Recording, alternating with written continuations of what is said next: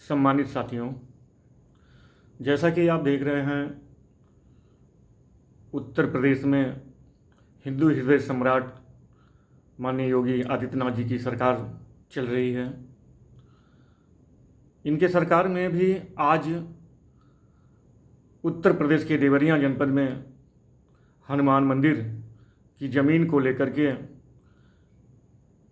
सत्ताधारी दल के एक राज्य मंत्री के इशारे पे, जैसा कि आरोप लग रहा है मंदिर के महंत के द्वारा, इसे ज्ञात हो रहा है कि मंदिर की भूमि में ज़बरदस्ती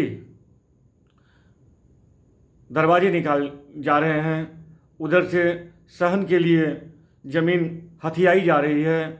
यह देवरिया जनपद की पहली घटना नहीं है। अगर जो देखा जाए तो माननीय योगी आदित्यनाथ जी की सरकार में मठ और मंदिर भी सुरक्षित नहीं है। उदाहरण के लिए देवरिया जनपद का देखा जाए तो मैल स्थित महर्षि देवराव बाबा के आश्रम की बेशकीमती ज़मीनों पर भी विगत दशकों से भूमाफियाओं के द्वारा कब्जे का लगातार प्रयास किया जा रहा है।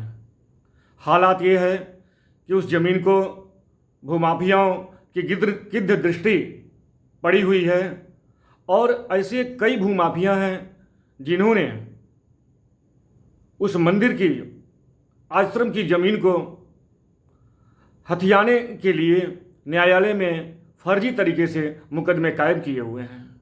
वो मामला आज भी न्यायालय में चल रहा है। इतना ही नहीं, आप देवरिया जनपद की ही अंतर्गत भलवनी कस्बे में भी मंदिर की कुछ ज़मीनें हैं। उस ज़मीनों को पर भी स्थानीय भूमाफियाओं की गिद्ध दृष्टि लगी हुई है। वहाँ पर भी ज़मीन को कब्जा करने के लिए लगातार प्रयास किए जा रहे हैं। वहाँ का भी मामला न्यायालय में आज भी लंबित है। इसी तरह से देवरिया जनपद के ऐसे बहुत से मंदिर हैं जिनकी ज़मीनों पे भूमाफियाओं की कुदृष्टि के कारण आज भूमाफियाओं के चंगुल में है।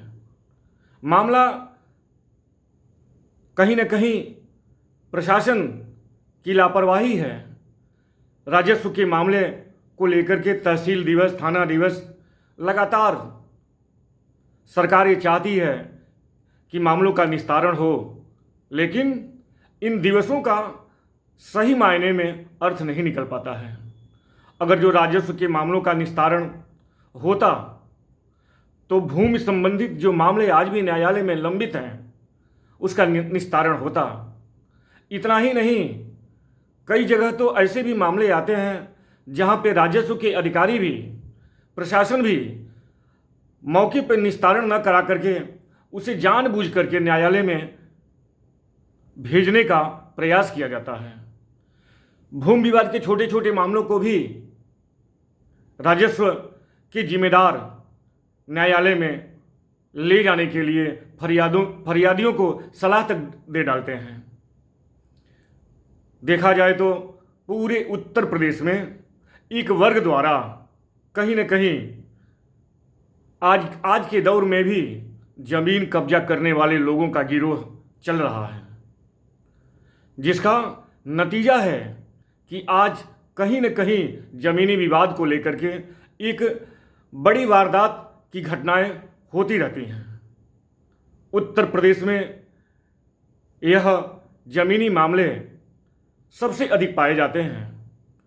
उदाहरण के लिए जो अभी मामला देवरिया जनपद का हनुमान मंदिर का चल रहा है, वहाँ की ज़मीन का भी मामला कहीं न कहीं सत्ताधारी दल के कुछ लोगों के इशारे पर उस मंदिर की बेशकीमती ज़मीन को हड़पने की साजिश चल रही है। इतना ही नहीं, देवरिया जनपद के अंतर्गत स्थित बहुत से ऐसे मठ और मंदिर हैं जिनकी ज़मीन को हथियाने के लिए भूमाफिया लगे हुए हैं। हमें चाहेंगे कि मुख्यमंत्री माननीय योगी आदित्यनाथ जी के कुशल नेतृत्व में अधिकारी ऐसे मठ और मंदिरों के विवादित मामलों को प्राथमिकता के आधार पर निस्तारित करें। यह ऐसा होना भी चाहिए, ये प्रयास भी होना चाहिए। हम किसी को दोषी ठहराने से पहले हम इतना जरूर कहेंगे कि इस सरकार में भी कुछ ऐसे अधिकारी हैं जो उत्तर प्रदेश की सरकार को बदनाम करने का भी कार्य कर रहे हैं। माननीय मुख्यमंत्री योगी आदित्यनाथ जी द्वारा लगातार इस तरह के विवादों के निस्तारण के लिए लगातार प्रयास किए जाते हैं। उदाहरण के लिए गोरखपुर में भी जनता अदालत का कार्रवाई चलती है। तहसीलों में तहसील दिवसों पे मामले का निस्तारण के लिए तहसील दिवस लगाए जाते हैं। इतना ही नहीं, लखनऊ में भी माननीय मुख्यमंत्री जी के द्वारा लगातार जनता अदालत लगा करके मामलों के निस्तारण के लिए लगातार प्रयास किए जाते हैं।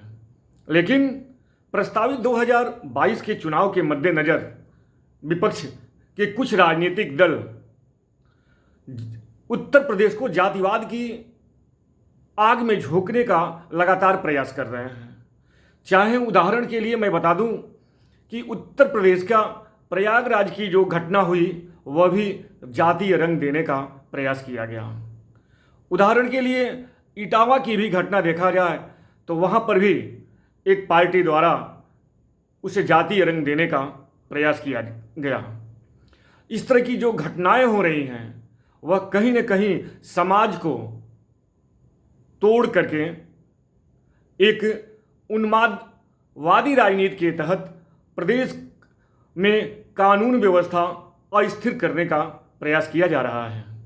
जबकि देखा जाए तो अभी जो स्वामी प्रसाद मौर्य के साथ जो घटना हुई वहाँ पर भी एक वर्ग के द्वारा एक कमज़ोर वर्ग के ब्राह्मण के साथ जैसे दर्जनों लोगों ने इस तरह से हमला बोला, अगर जो स्थानीय पुलिस इस मामले में गंभीरता से नहीं दिखाई होती तो वहाँ एक बड़ी वारदात हो सकती थी।